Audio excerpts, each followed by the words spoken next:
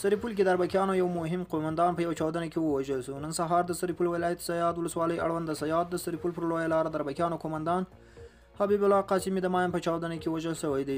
د سرپل د والي ویان د پیښې تایید ترڅنګ وایي چې نوموړي سره په دغه چاودنه کې د هغه دوه تنه ساتونکي هم وژل شوي دي.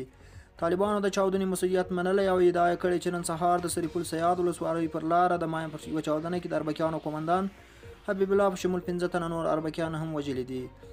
طالبانو همداراز ادعا کړې چې نن غرمه د فاریاب المار ولسوالۍ د جلګرې په سیمه کې یو ټانک د ماین په چاودنه کې تخریب کړی چې پکې 4 تنه عسکر وژلي او 3 امریکایي ثقیلان هم لاسته ورغلي.